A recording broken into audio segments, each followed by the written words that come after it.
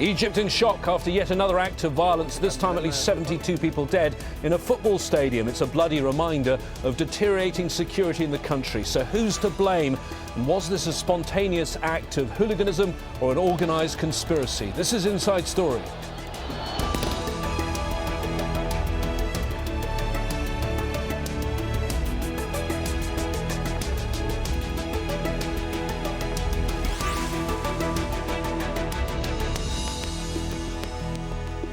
Hello again, I'm James Bays. Egypt has started 3 days of official mourning after its worst ever sporting tragedy. At least 72 people were killed when supporters of two of Egypt's biggest football clubs, Al-AHLY and Al-MASRY, invaded the pitch. More than 1,000 fans were injured. Politicians denounced the attacks Thursday, blaming military leaders for allowing the deadliest incident since HOSNI MUBARAK was ousted a year ago. And hundreds of Egyptians took to the streets, angry at the increasing lawlessness that they feel is plaguing the country. Field Marshal TANTAWI, head of Egypt's ruling military council, was quick to respond, vowing that Egypt will not be destabilised. This incident will never shake Egypt's security. Everything will be okay.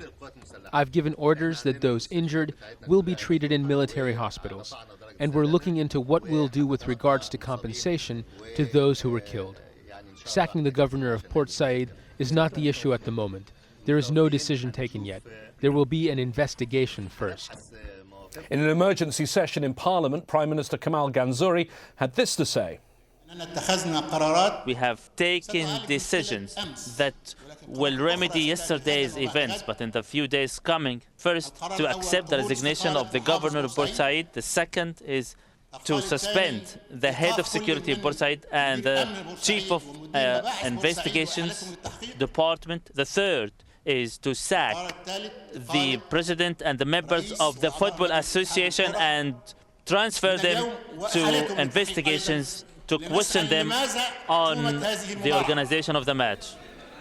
So who is to blame for the ongoing violence in Egypt? For more on this, we're joined by our guests in Cairo. Wael, Abbas, journalist and political activist, joins us again. And Sameh Al-Anani, a sports talk show presenter, is also with us for our discussion. Welcome to you both. Can I start with you, Wael? This is an appalling tragedy. Can I ask you first, to sum up, you've been in Cairo today, you've been watching what's been on the TV, listening to what's been on the radio, and I'm sure following what's been on the blogs. Describe for me the mood in Cairo today, and is the overwhelming feeling one of grief or one of anger now?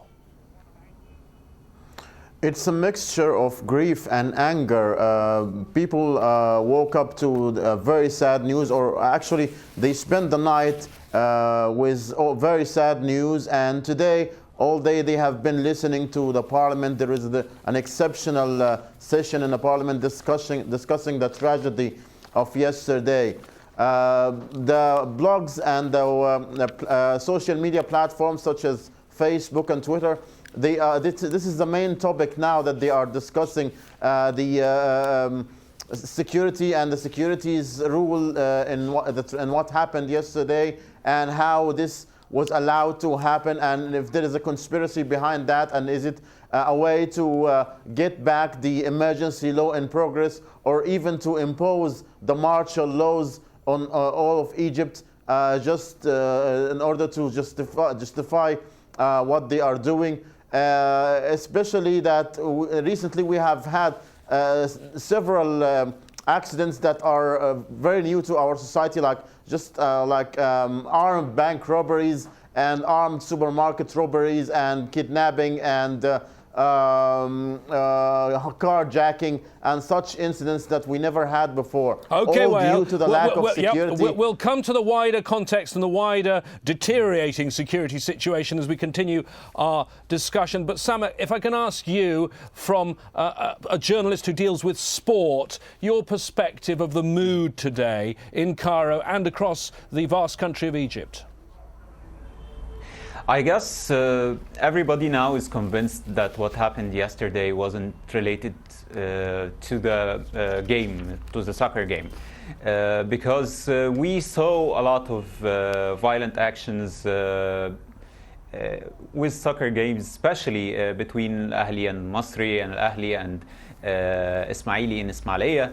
and in Bursaid, we saw that through the years, the past years, and all the clashes were related to soccer violence, not to killing people in an organized way, not like the way we saw it yesterday. So everybody now is convinced that it's way beyond just violence because of a soccer game or sports anyway. Now we are trying to see what's wrong. Now we are trying to ask ourselves, is it just the security forces' fault or everybody's fault? From my point of view, I guess everybody's to blame for this. Sports officials, sports minister, and even the political officials like the interior minister, the Port Said governor. Everybody is to blame for what happened yesterday. A lot of people died. Okay. And well, what I'd like to do now a lot is of people are grieving today. Yeah, Sameh, what I'd like to do now is try with both of our guests to try and work out exactly what did happen first before we go into discuss why it happened. And if we look again at those pictures, these were the shocking pictures that came out, were shown live on television of the events. You see fireworks there, people throwing chairs. You see the violence captured there on television. I have to say, though, I've watched those pictures very, very closely. I've looked at them, everything that was broadcast, and it was all broadcast, the pictures of what happened on the pitch. And although the pictures are really terrifying pictures, you do not see in those pictures 70 people or more than 70 people dying, Wael. And is it not the case that many of the people died not there where the fighting took place, but trying to get away from the fighting? They were then involved in some sort of stampede.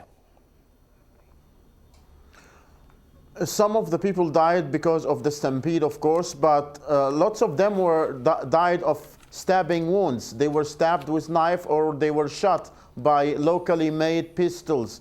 And there is a big question here because usually when there's a big football match like this, there is a metal detector at the gate and all the fans are searched for weapons. And this time they were allowed to enter the stadium with knives and pistols.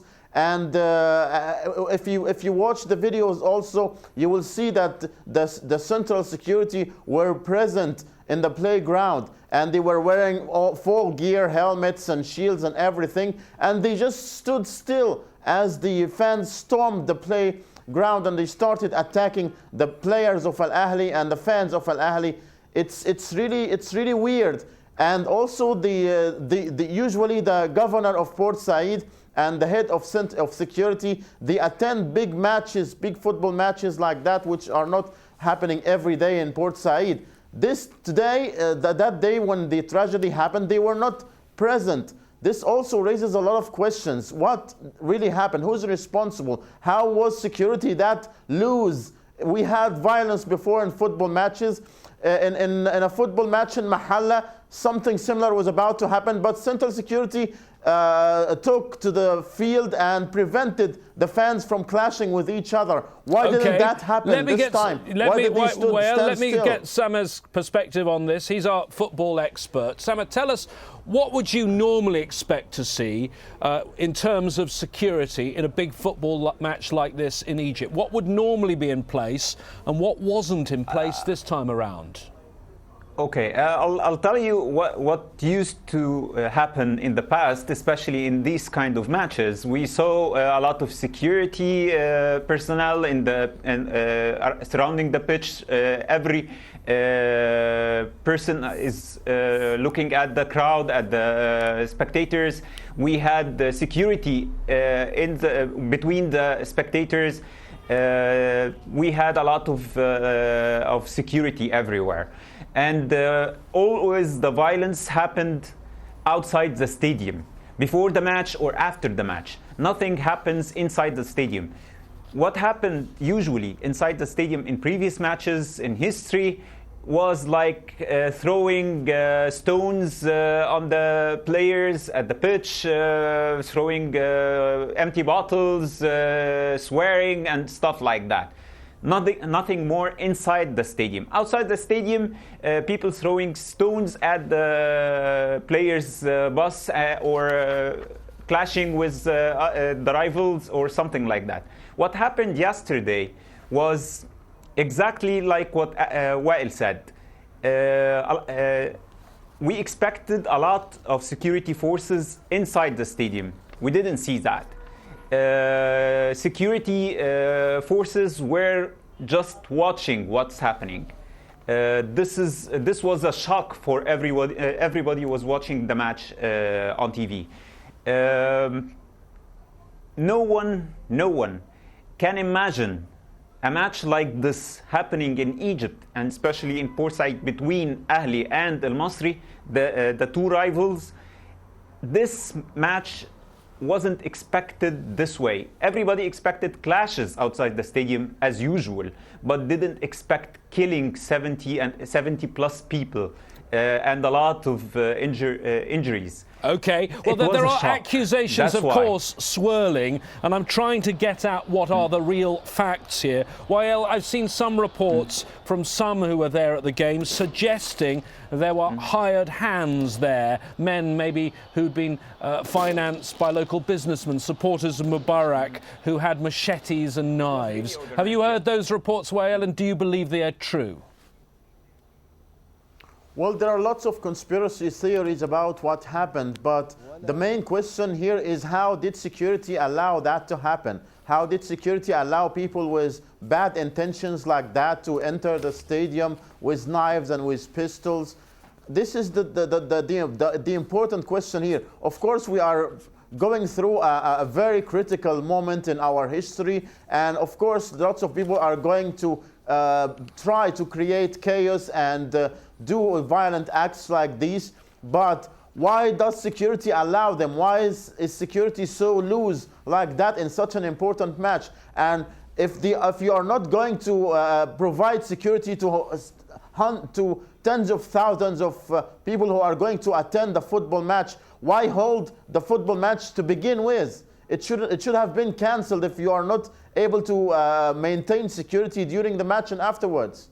I have been reading lots of different accounts. One I found here on Facebook from a man who was at the match. Now, this man is claiming that there was a banner unfurled before the end of the match, and on that banner, it was on the Al-MASRY side of the stadium, and the banner read, "What a whore of a town without any men around." And that banner was the banner that provoked Al-AHLY supporters. It was from Al-AHLY supporters provoking the home supporters, the home supporters. Sameh, do you believe that particular the account? I don't think so, actually, because these kind of things and banners and sayings, it usually happens between the two rivals and in very tense football matches everywhere in the world. I guess what happened was intended before even the banner appeared. It was intended from the very beginning of the match, even before the match starts.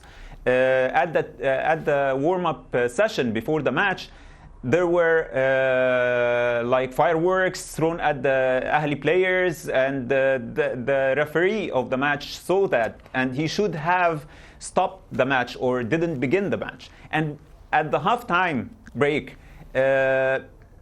this happened again, and some people went to the pitch and started attacking the AL-AHLY crowd.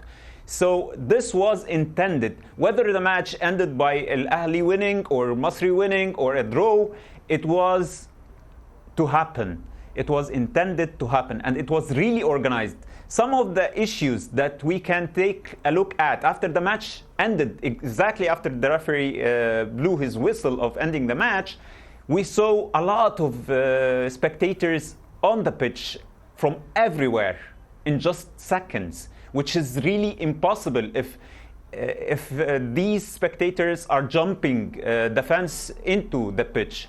There should be someone open the doors of these of the stadium to these spectators so that they can flood the pitch this way. and Sameh, attacking can I ask you, just AL-AHLY stop you players there? and the spectators. Can I stop you there and just ask you a little bit about the context of all this from the football side? Because we keep hearing about these groups, the ultras. Tell us about them I don't want to know about their political role. I'm going to ask Wael about that in a moment. But I want you just to tell us who the ultras are and what role they have performed in the past in Egyptian football. Okay, the ultras concept or ultras ideology appeared in Egypt like 5 years or 6 years ago. And this group, the ultras group, it's some of the youth made this group to support their clubs, whether they are winning or losing. Their intention was only attending matches everywhere behind their clubs, and cheering for them, supporting them everywhere, buying their t-shirts and all that stuff. Like what happens in the ultras groups in Italy, for example. We have the ultras concept and ultras ideology started in the Italian football and the Serie A. So they were imitating the ultras in Serie A or in Italy. Okay. And they, I'd like to now ask Wael. Supporting. I'd like to ask Wael about their political role, particularly in the last year. In fact, almost exactly a year ago, February the 2nd, we were in the middle of the revolution. You remember that camel charge that took place? I think everyone remembers those pictures in Tahrir Square, Wael. What was the role of the ultras then? And do you find the fact that this is exactly 1 year on, the timing significant? Well, the rule of the ultras started before the revolution, and they have always opposed the security apparatus and its oppression of the fans of football matches before the revolution, and during the revolution itself, and during the camel battle, they were very instrumental in protecting the square and defending the revolution, and they played a great role afterwards in all kind of clashes with security, such as the one that took place in the cabinet a few weeks ago, and in Mohammed Mahmoud and in Sheikh Rehan.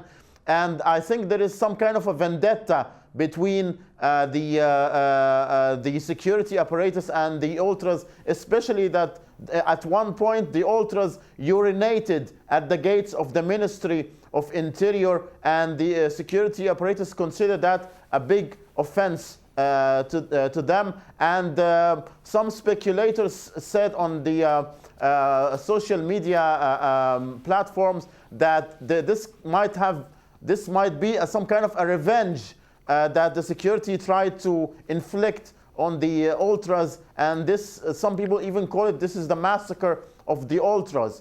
And it comes in a very critical time when there is a campaign already against the ultras, claiming that they are being used by foreign hands or by political organizations to create instability in the country. And the security wanted to direct a strong blow to them. OK, well, you say, Wael, that it comes at a critical time. It's now almost a year since Mubarak was ousted and replaced by the military council, and Egypt has seen frequent bouts of deadly violence. In October 2011, clashes between Coptic Christians and security forces killed 24 people. Angry Egyptians laid the blame on the military and security forces. 2 months later, security forces opened fire on protesters in Tahrir Square, demanding an end to the military's grip on power. The clashes left more than 40 people dead and scores more injured.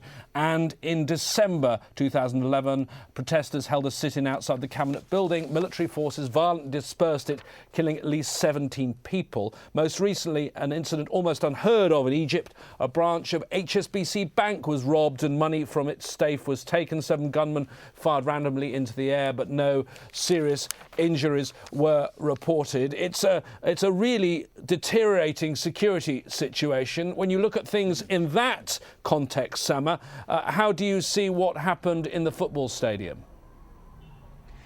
I guess it's a series of organized chaos from my point of view, and from the point of view of a lot of Egyptians now. it doesn't matter this incident happening in the streets against protesters or in a stadium, in a football stadium against spectators. Organized. Organized. You say organized chaos. Organized by who? Who are you accusing? From my point of view, I'm accusing the old regime personnel who are not being put on a real trial, and they have a lot of their beneficiaries are still outside the jails, and they are trying to show us that without the old regime we will have chaos every day. Okay, and when you say Sameh, when you say the old regime, is that the same thing as your current military rulers, or are these different people? I want you to be quite clear. The third hand, I guess there is not a third hand. It's the only hand that we have doing all this is the old regime and the old regime beneficiaries. They are known by name. They are known to everybody in the country. They are known for the officials. They are known for everyone. And I guess their place is in jail, and they have to be put on real trials, not trials like we are having now. Wael, Abbas, I want your view on that. Chaos. Who is responsible? We heard there the old regime, but is the old regime, is that also the military council, the people running the country at the moment? Is it Field Marshal Tantawi? I want to ask you that question. Of course, it's the military council that is running the country now. Few days ago, Field Marshal Tantawi claimed that the emergency law will be stopped except in incidents of thuggery. And we all know that the revolution now is the one party that is being accused of thuggery all the time. So I blame the military council for that, and I think that they want to reinforce the emergency law, or they also might want to enforce the martial law all over the country to protect their interests, to protect their reign, to protect what they are doing to the revolution, and to frighten the people of the unknown, and make them feel that they want to cling to the military council that might look to them as the only savior that is going to save the country. So I blame them, I blame the Ministry of Interior, I blame all the intelligence apparatuses that are working inside of Egypt. We have captured several times agents of these intelligence agencies working among the protesters and trying to direct protests one way or another. And this shows that they want to have control over the revolution, and they want it to look bad in front of the eyes of the Egyptian population. But surely, Wael, whether you're right or not, these events are actually going to turn the public against the military council, aren't they? If you're right, it's going to backfire. Well, that's not what they are trying to do in the media now. In the media, they are trying to blame it on the protests. They are trying to blame it on undermining the security apparatus. They are saying that all the time. It's if you didn't undermine the security apparatus, nothing of that would have happened. They are blaming the victim, not blaming the ones who are oppressing those victims, or oppressing the free speech in Egypt, and oppressing the practice of democracy in Egypt. That's what the state media is saying day and night, radio and TV. Sameh, that's what Sameh, that's what the state media is saying. Who are the public going to blame? Where's public opinion?